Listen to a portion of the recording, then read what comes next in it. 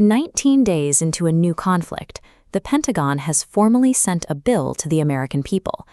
They are requesting an emergency supplemental budget of $200 billion to pay for a war that 3 weeks ago didn't exist.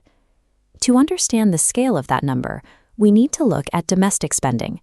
The entire annual budget to run every public school in the United States sits at about $79 billion.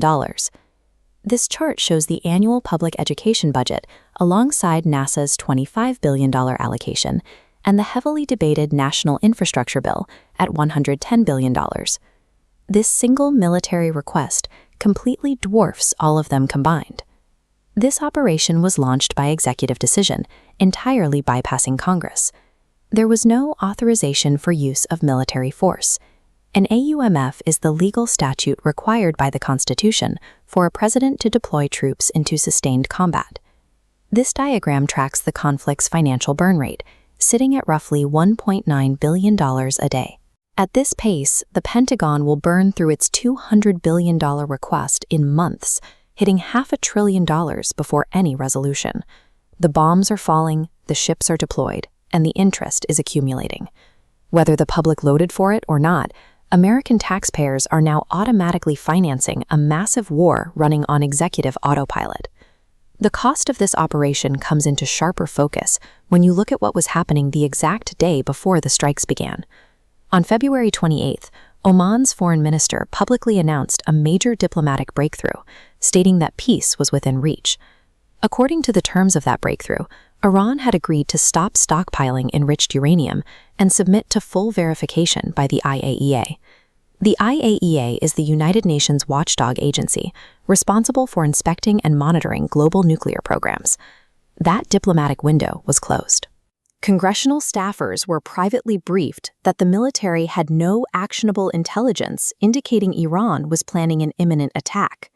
Instead, the public justification provided by the administration was that the president had a feeling. Now, Iran's leadership is using that exact timeline to their advantage. Seyed Abbas Araghchi, Iran's foreign minister, has taken to social media from a war zone to mock the administration, blaming the U.S. and Israel for a $1 trillion hit to the global economy.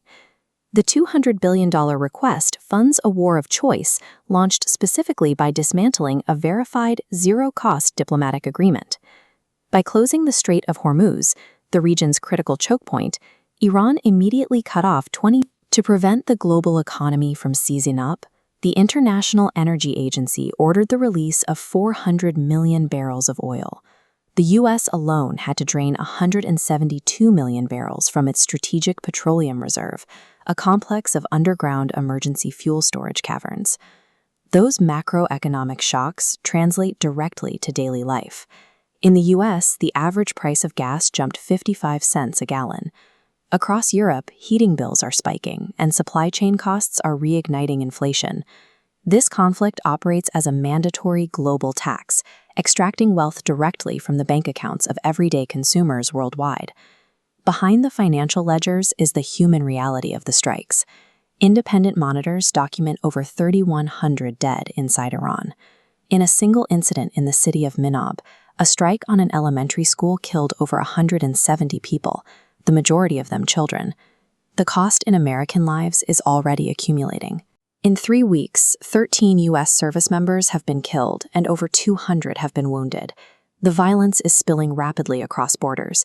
Retaliatory strikes have killed 17 people and wounded over 3,700 in Israel, while Israeli airstrikes in Lebanon have killed an additional 880 people. Operation Epic Fury is requiring a massive financial investment and returning thousands of casualties across multiple nations, with no clear strategic advantage established by either side. All of this brings us to the political reality in Washington. The administration's entire 2024 campaign rested on a specific promise: to end endless wars and keep America out of Middle Eastern conflicts. Key figures in the administration built their careers criticizing unwise foreign interventions. Now they are presiding over the largest unapproved military conflict since the invasion of Iraq. When you look for the actual operational endpoint, you find a void. The military has no defined exit date, and there is no clearly defined victory condition that will signal an end to the spending. Instead, the administration's stated goals are shifting constantly. In 3 weeks, the objective bounced from destroying nuclear capabilities to demanding unconditional surrender to suggesting a change in Iran's supreme leader. It is lethal improvisation. The administration is now boxed in. They have to choose between the political humiliation of failing to achieve regime change or remaining in a conflict that breaks the core promise they made to the public. We are 19 days into an open-ended disaster. As history consistently shows, when a $200 billion gamble goes wrong, the people who started it are never the ones who pay the bill.